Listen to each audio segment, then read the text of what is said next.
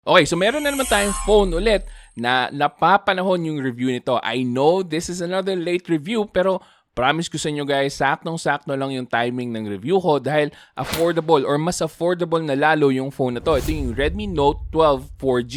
So before, nasa 10,000 peso price range ito at ngayon makukuha nyo na at around 8,000 pesos and minsan nagsisale pa below 8,000 pesos. So sakto na kaya yung presyo na to? Well, yan yung aalamin natin sa video na to.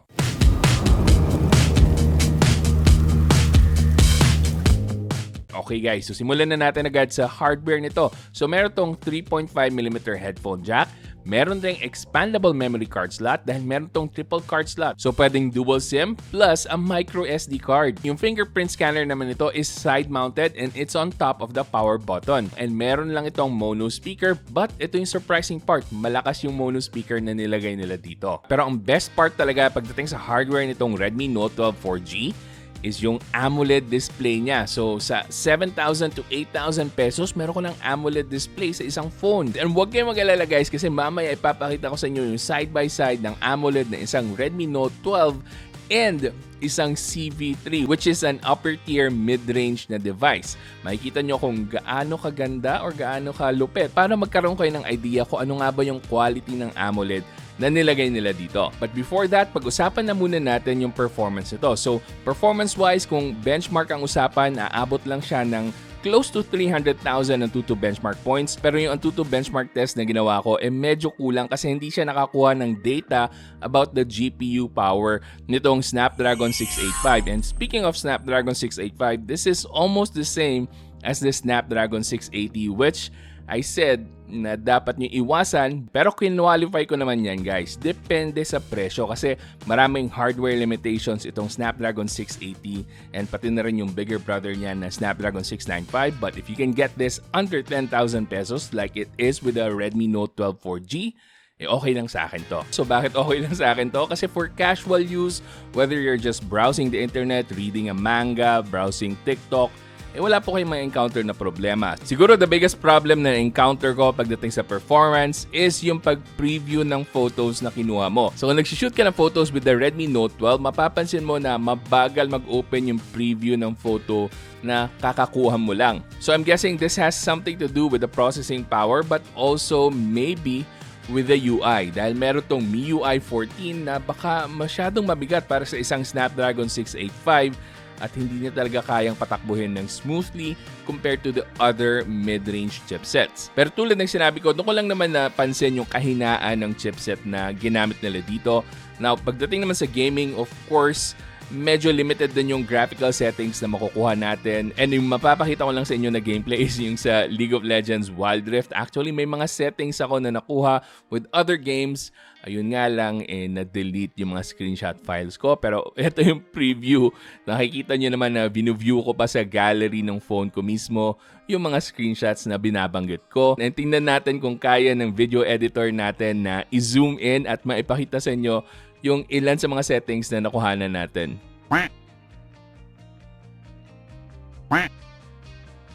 Pero overall, saktuhan lang naman yung gameplay experience ko with the Redmi Note 12.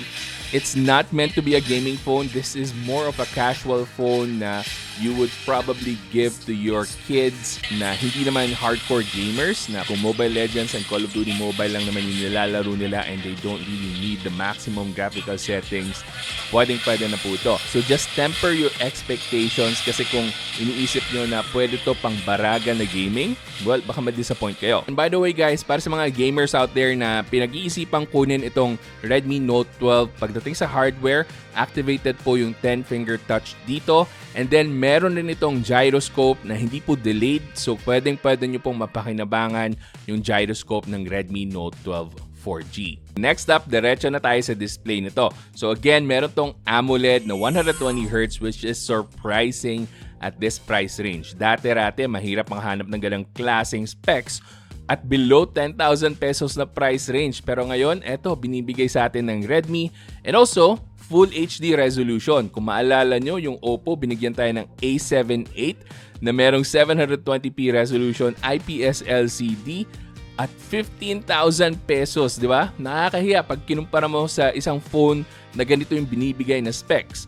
But anyway, that's beside the point. Tingnan natin yung quality ng display niya. Gaano nga ba kapalaban yung display nito compared to something like a CV3 na merong mid-ranger na mataas yung quality ng display dahil meron itong AMOLED with 1 billion colors. Eto na po, makikita nyo kung regular SDR content lang naman, kayang-kaya sumabay ng Redmi Note 12. However, pag nag-shift tayo sa HDR content, makikita nyo na dyan siya mapag-iiwanan ng isang higher quality na AMOLED display. But that is not to say this is a bad display. This is way better than your typical IPS LCD display. So kung hanap nyo is a better user experience sa panonood ng videos on your phone, the Redmi Note 12 is a great option guys compared sa mga phones na meron lang IPS LCD at this price range. At isa pa guys sa mahilig manood ng content on their phones, naka widevine level 1 na rin to, so pwede kayo manood ng Netflix and mai-enjoy nyo yung full HD resolution. Pagdating naman sa camera, this is equipped with a triple camera setup. Meron tayong 15 megapixel na main sensor, meron din tayong 8 megapixel na ultra wide and 2 megapixel na macro lens. Na ayoko na sayangin yung oras nyo, yung ultra wide at yung macro lens niya, it's trash. Hindi po maganda yung quality na makukuha nyo sa mga camera lenses na yan. However, yung main camera niya na 15 megapixels is decent at best. At best ha. So, pagdating sa low light, of course, asahan nyo na medyo grainy, medyo may watercolor effect yung mga images na makukuha natin.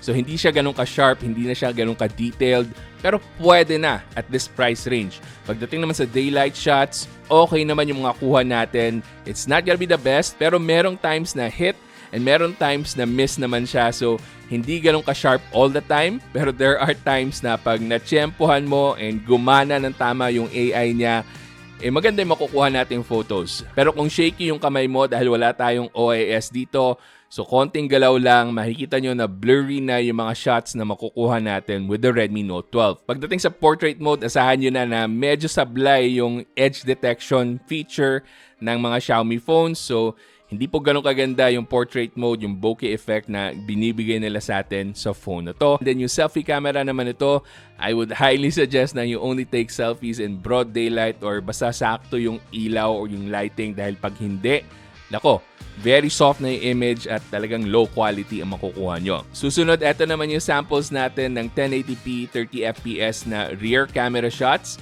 And I have to tell you guys na hindi rin po maganda yung kinalabasan ng mga videos natin.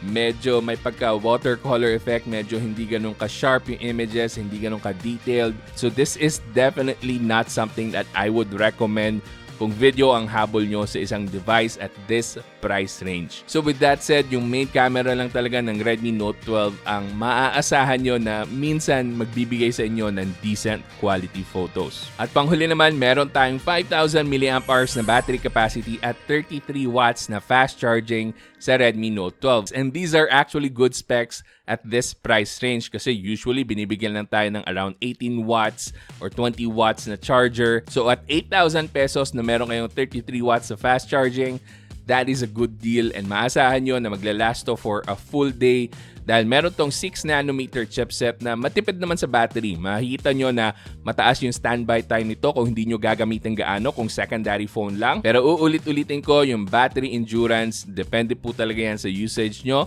Your mileage may vary, okay? So there you have it guys. Yun po yung quick review natin itong Redmi Note 12 4G. Now at this price range, pwede kong mai-recommend sa inyo to kung very limited yung choices nyo. Pero meron pa tayong tough competition dito kasi marami kayong mapagpipilian at around 8,000 pesos or 9,000 pesos kung medyo i-extend nyo yung budget nyo. Ang number one sa choices natin dyan is yung Infinix Note 30 na 5G. So, with that phone, meron ka ng 5G performance sa chipset na mas malakas kumpara dito sa Snapdragon 685 na equipped with the Redmi Note 12 4G. And like its name says, 4G lang po ito versus the Infinix Note 30 na 5G na. Bukod pa doon for gamers, yung Infinix meron ng bypass charging which doesn't exist here sa Redmi Note 12. And for better photos or better camera overall, andyan naman yung Realme C55. Parehong phones na nabanggit ko, yung Infinix at yung Realme. Meron na po tayong review dito sa channel. Pwede nyo mapanood after this video para lang mapagkumpara nyo kung alin nga ba yung mas nababagay para sa inyo.